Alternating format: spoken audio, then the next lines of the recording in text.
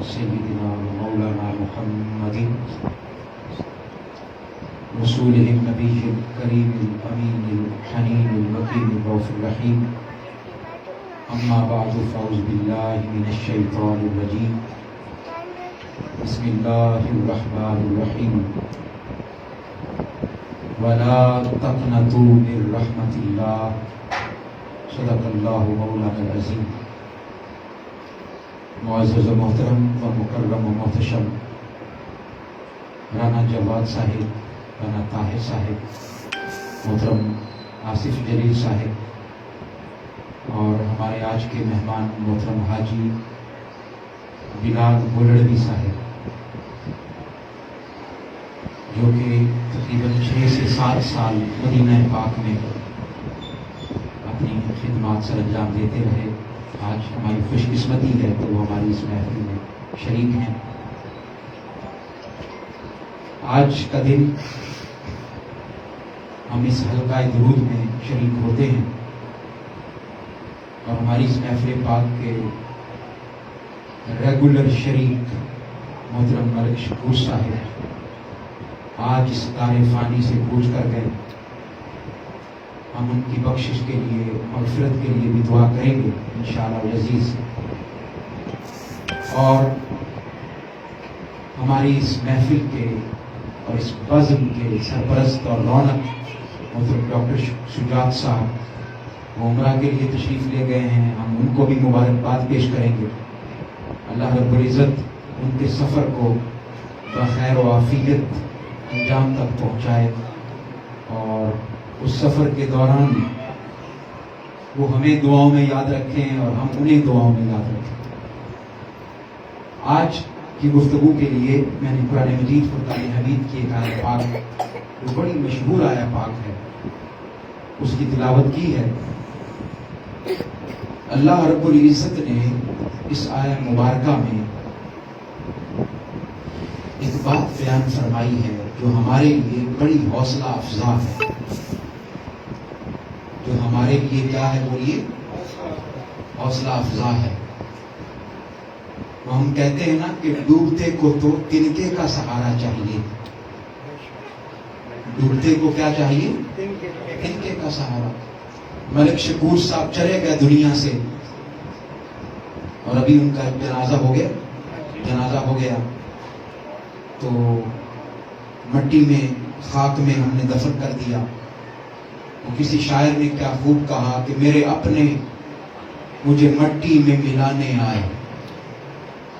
حاجی صاحب، میرے اپنے مجھے مٹی میں، باپ، بھائی اور دوست احباب وہی تو جا کر دفن کرتے ہیں.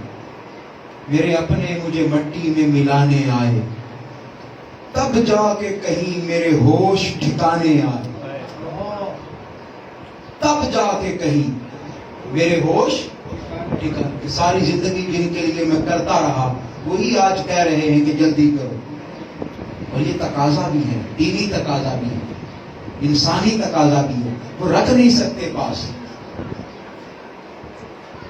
تو ہر کسی نے جانا ہے، ہر کسی نے مرنا ہے. یہ جو دن ہم گزار رہے ہیں ماہ شعبان کے اور پھر ابھی ماہ رمضان المبارک آنے والا ہے، آپ یقین مانیں یہ اللہ کی رحمت کے دن ہیں. کون سے دن ہیں بولیے؟ رحمت کے دن ہیں. آقا علیہ الصلوۃ والسلام نے فرمایا اور بھی بہت سارے بزرگوں نے اس حوالے سے بات بیان فرمائی. من لا شعبان لہ لا رمضان لہ. جو شعبان کے مہینے میں محنت نہیں کرتا اس کا رمضان بھی نہیں ہے. جس کا شعبان نہیں اس کا، یہ جملہ بولے میرے ساتھ، جس کا شعبان نہیں اس کا رمضان بھی نہیں. اور ایک وہ بڑا مشہور مقولہ ہے اور اس کو امام الشیخ ذوالنون مصری، ایک بہت بڑے بزرگ ہوئے ہیں، انہوں نے اس کو بیان فرمایا. میں چاہتا ہوں کہ آپ لوگوں کو یہ گوشت گزار کر دوں کیونکہ رمضان المبارک آنے والا ہے اور شعبان یہ ہمارا غفلت میں گزر رہا ہے. شعبان کس میں گزر رہا ہے اور اچانک رمضان آ جائے گا. اور پھر ہم سارے چوکس ہو جائیں گے اور تیاری میں جٹ جائیں گے. نہیں. حضرت شیخ ذوالنون مصری نے بڑی خوبصورت بات کی. انہوں نے کہا کہ شہر رجب شہر الزرع.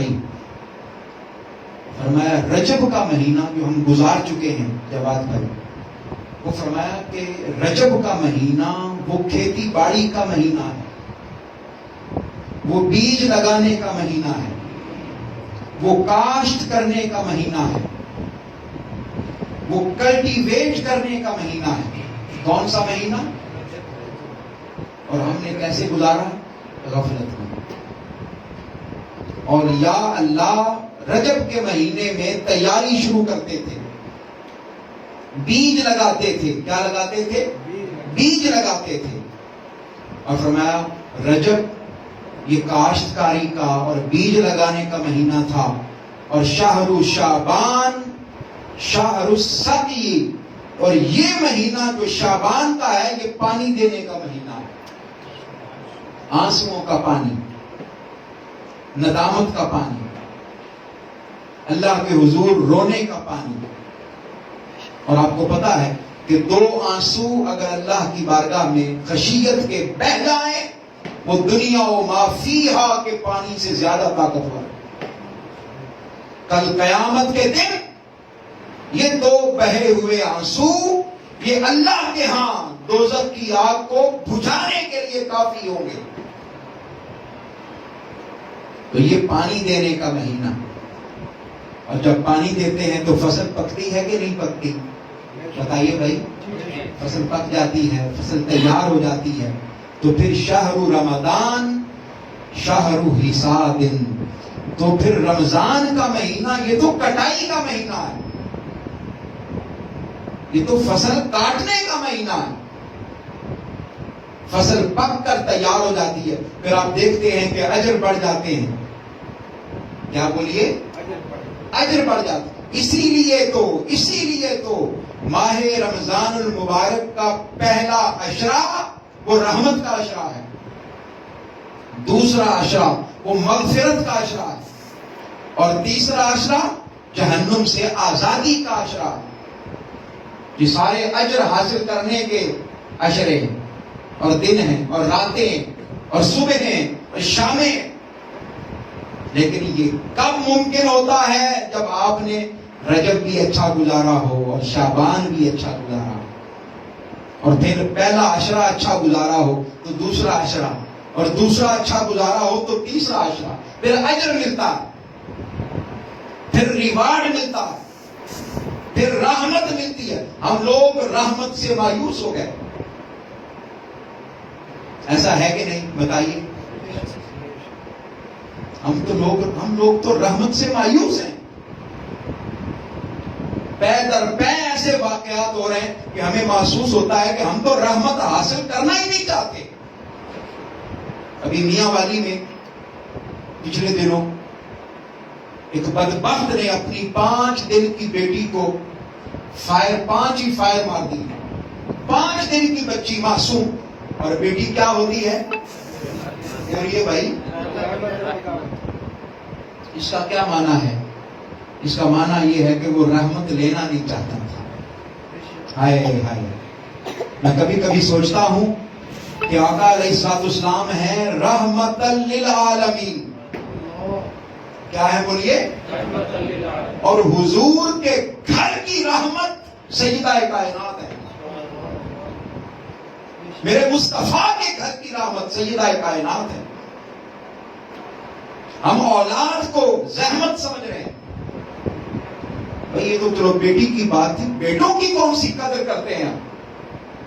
کرتے ہیں. ہمارے معاشرے میں نہ ہم اچھی تعلیم دیتے ہیں اولاد کو، نہ اچھی تربیت کرتے ہیں، نہ ان کو علم سکھاتے ہیں، نہ ان کو عمل سکھاتے ہیں، نہ ان کی تربیت. اور پھر ہم اس کی رحمت کے خواستگار بنتے ہیں، اس کی رحمت کو طلب کرنا چاہتے ہیں. خدا را اپنی تربیت کو بدلیں، اپنے انداز کو بدلیں. غزوہ خندق میں، کس میں بولیے؟ غزوہ خندق. رانا جواد صاحب بات سننے والی. غزوہ خندق میں ہزاروں لوگ گرفتار ہوئے قبیلہ بنو حوازن کے. ہزاروں لوگ کیا ہوئے؟ گرفتار ہوئے. اور آقا علیہ الصلوۃ والسلام کے ننیال کا جو قبیلہ تھا اور آقا علیہ الصلوۃ والسلام کی رضائی والدہ حضرت حلیمہ ان کا جو قبیلہ تھا قبیلہ بنو حوازن ان کے بھی ہزاروں لوگ گرفتار ہو گئے. آقا علیہ الصلوۃ والسلام نے جب وہ لوگ گرفتار ہو کے آئے آقا علیہ الصلوۃ والسلام نے دیکھا تو ان میں حضرت شیمہ بھی تھی. ہائے ہائے ہم لوگ رشتے بھول گئے, ہم لوگ تعلق بھول گئے, ہم لوگ ناطے بھول گئے, خون سفید ہو گئے. آقا علیہ الصلوۃ والسلام نے اپنی رضائی بہن حضرت شیمہ کو دیکھا, حضور دوڑے, حضور نے پہچان کر حضور دوڑے جا کر سیدہ حضرت شیمہ کے سر پر دوپٹہ دیا اور کہا میری بہن بتاؤ کیا مانگتی ہو؟ انہوں نے کہا میں کچھ نہیں مانگتی, میرے قبیلے کے لوگوں کو چھوڑ دو. حضور نے صرف ایک بار حضرت شیمہ کے یہ الفاظ سنے اور جنگ میں سارے قید کیے افراد کو چھوڑ دیا. یہ ہوتا ہے بہنوں کا مان. ایک بہن کو اپنے بھائی پر مان تھا, بہن رضائی بہن تھی, لیکن بات یہ تھی کہ بھائی محمد مصطفیٰ تھا صلی اللہ علیہ وسلم. ہم ان رشتوں کو بھول چکے. بہن کو اپنے گھر میں دعوت نہیں دینا چاہتے, اس کو حق کے وراثت سے محروم کرنا چاہتے, اور پھر ہم طالب بنتے ہیں اس کی رحمت کے. ہم طالب بننا چاہتے ہیں اس کی, بولیے, رحمت کے. اسی قبیلے میں جب اسی موقع پر, اب یہ بات سننے والی ہے, اسی موقع پر دیکھا آقا علیہ الصلوۃ والسلام نے کہ ایک عورت وہ کبھی بیٹھتی ہے, کبھی کھڑی ہوتی ہے, کبھی چلتی ہے, کبھی بھاگتی ہے, کبھی تلاش کرتی ہے, کبھی رک جاتی ہے, کبھی بے ہوش ہو جاتی ہے. آقا علیہ السلام نے سیدنا عمر فاروق سے فرمایا, عمر فاروق ذرا پتہ کرو اس عورت کو کیا ماجرا ہے, اس عورت کو کیا ماجرا ہے, مسئلہ کیا ہو گیا اس کو, یہ کیسے پریشان کیوں ہے. کافروں کی عورت تھی, کافرہ عورت تھی جو قید ہو کے آئی بیٹھی ہے, لیکن آقا علیہ الصلوۃ والسلام کو اس عورت کی بھی فکر ہے. فرمایا پتہ کرو کہ یہ کیوں پریشان ہے, کبھی بیٹھتی ہے, کبھی اٹھتی ہے, کبھی کھڑی ہوتی ہے, ماجرا کیا. آپ رحمت کی بات کرتے ہیں نا, قربان جائیں میرے آقا علیہ الصلوۃ والسلام نے کیا بات بیان کروائی. فرمایا پوچھو. سیدنا عمر فاروق نے پوچھا, اس نے کہا جی میرا ایک دودھ پیتا بچہ گم ہو گیا ہے.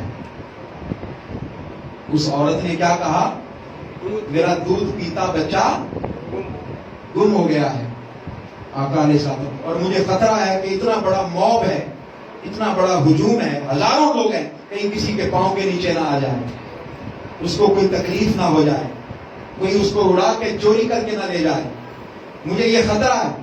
آقا علیہ السلام نے سیدنا عمر فاروق سے فرمایا, اے عمر اعلان کر دو اس عورت کا بچہ جس کسی کے پاس بھی ہے واپس کرو. سیدنا عمر فاروق نے اعلان کروا دیا, فوراً بچہ مل گیا. جیسے ہی بچہ ملا اس عورت کی سانس میں سانس آئی, اس کے اوسان بحال ہوئے.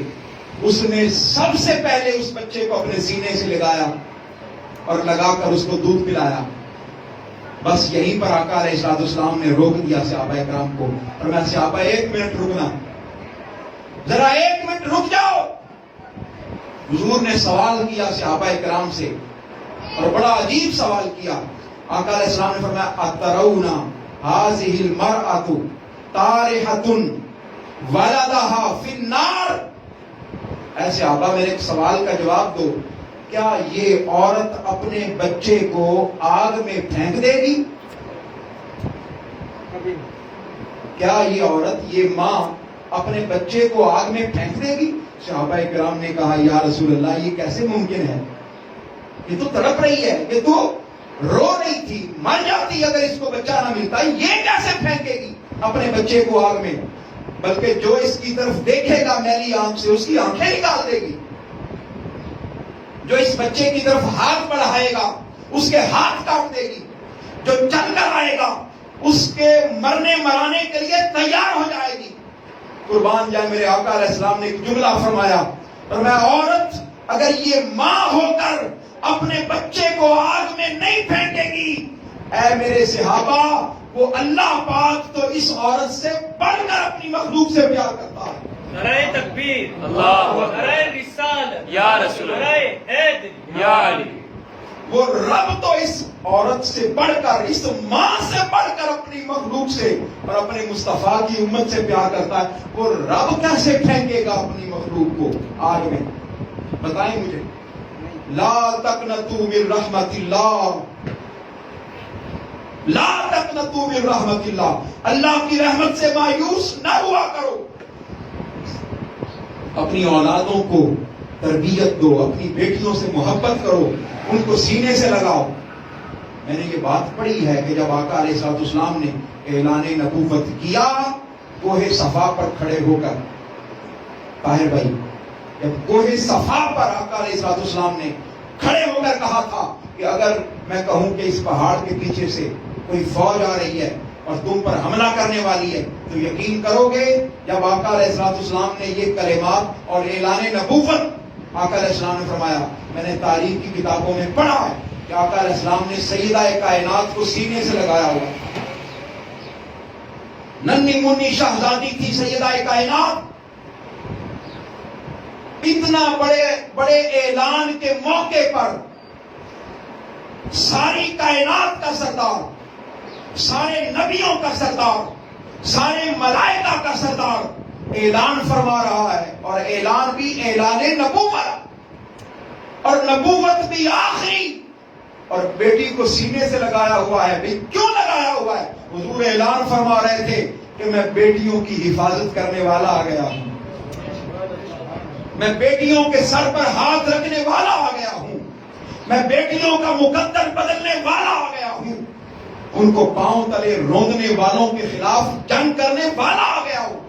بڑی عجیب بات ہے، خدا کی رحمت کے طالب ہو اور رحمت کا انکار کرتے ہو۔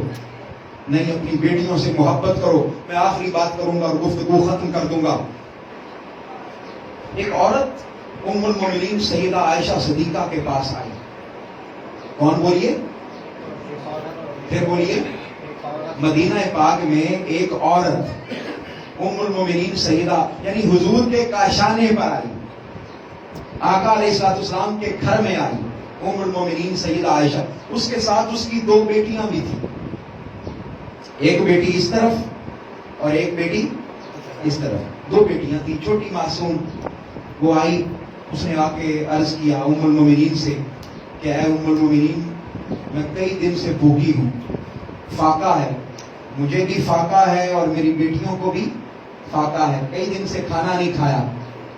ام المومنین سیدہ عائشہ صدیقہ فرماتی ہیں کہ میں اس کو کیسے بتاتی کہ ہمارے گھر میں بھی فاقہ ہے، میں اس کو کیسے بتاتی کہ ہمارے گھر میں بھی فاقہ ہے؟ کہتی بالآخر میں نے تلاش کرنا شروع کر دیا گھر میں کہ کچھ کھانے کو مل جائے۔ بالآخر مجھے اپنے گھر سے کاشانہ مصطفیٰ سے 3 کھجوریں مل گئیں۔ کتنی بولیے؟ 3 کھجوریں مل گئیں۔ کہتی جیسے کھجوریں ملی میں نے ایک ایک کھجور ایک ماں کو دے دی، ایک بیٹی کو دے دی، ایک دوسری بیٹی کو دے دی۔ کتنی کھجوریں تھیں؟ 3۔ لوگ کتنے تھے؟ 3۔ خود نہیں کھائی، وہ تینوں کی تینوں صدقہ کر دی، اس خاتون کو دے دی۔ اس عورت نے ایک کھجور ایک بیٹی کو دی اور ایک بیٹی کو دی، اور جو اپنی کھجور تھی نا وہ سنبھال کے بیٹھ گئی، اپنی کھجور سنبھال کے اپنے ہاتھ میں سنبھال کے بیٹھ گئی۔ کھجور کیا ہوتی ہے، اس کی اوقات کیا ہے؟ دونوں بیٹیوں نے جھٹ سے، بھوکی تھی، جھٹ سے دونوں کھجوریں کھا لی اور اپنی ماں کے منہ کو تکنے لگی۔ ہائے ہائے، اپنی ماں کے منہ کو تکنے لگی۔ ماں نے وہ کھجور پہلے ہی سنبھالی ہوئی تھی، اس نے اس کے 2 حصے کیے، ایک حصہ ایک بیٹی کو، دوسرا حصہ دوسری بیٹی کو۔ ام المومنین سیدہ عائشہ صدیقہ سارا منظر دیکھ رہی تھی، اس سارا منظر دیکھتی رہی اور ماں کی ممتا پر فخر کرتی رہی۔ اتنے میں آقا علیہ الصلوۃ والسلام تشریف لے آئے۔ ام المومنین نے سارا واقعہ آقا علیہ الصلوۃ والسلام کو بیان فرمایا۔ آقا علیہ الصلوۃ والسلام نے فرمایا، اے عائشہ، ابھی میں مسجد نبوی میں تھا، میرے پاس جبریل امین آئے اور کہا یا رسول اللہ ابھی آپ گھر میں جائیں گے اور گھر میں ایک منظر دیکھیں گے، آپ کا رب آپ کو مطلع کر رہا ہے کہ یہ عورت جس نے اپنی بھوک کا خیال نہیں کیا، پہلے بھی بیٹیوں کو کھجوریں دی اور پھر اپنی بھی 2 حصوں میں تقسیم کر کے آدھی آدھی کھجور اپنی بیٹیوں کو کھلا دی۔ آپ گواہ ہو جائیں، میں گواہ ہوں، اللہ پاک نے اعلان کیا ہے کہ اللہ پاک نے اس عورت پر جہنم کی آگ کو حرام کر دیا ہے۔ کیا بولیے؟ جہنم کی آگ کو کیا کر دیا ہے؟ حرام کر دیا ہے، حرام کر دیا۔ آپ تصور کریں کہ ہم اللہ کی رحمت طلب کرنا چاہتے ہیں اور اولاد پر ظلم کرتے ہیں۔ آپ کا ایک لقمہ جو حلال رزق آپ کماتے ہیں اور جا کر اپنی اولاد کے منہ میں ڈالتے ہیں، خدا کی عزت کی قسم، میرے مصطفیٰ صلی اللہ علیہ وسلم کا فرمان کہ جو عورت ایک کھجور کھلا دیتی ہے جہنم کی آگ اس پر کیا ہو جاتی ہے؟ حرام ہو جاتی ہے۔ تو جو کھانا کھلاتا ہے اپنی اولاد کو، اپنی اولاد کے لیے محنت کرتا ہے، مارا مارا پھرتا ہے کہ میری اولاد کو حلال رزق مل جائے، میری اولاد پل جائے، ان کے منہ میں لقمہ چلا جائے۔ میرا سوال ہے کہ کل قیامت کے دن اللہ پاک اس بندے کو عذاب کیسے دے گا؟ رزق حلال کی طلب میں جو شخص جا رہا ہو اور اس کو موت آ جائے، خدا کی عزت کی قسم اس کی موت شہادت کی موت ہے۔ کون سی موت ہے بولیے؟ شہادت کی موت۔ آج ہمیں اپنے معاشرے میں لوگوں کو یہ بات بتانے کی ضرورت ہے، ان کو سمجھانے کی ضرورت ہے۔ یہ رمضان المبارک کا مہینہ لوگوں کے دل نرم ہو جائیں گے، اللہ پاک خود بخود ایسا انتظام فرما دے گا، مسجدوں کی طرف لوگوں کے دل مائل ہو جائیں گے،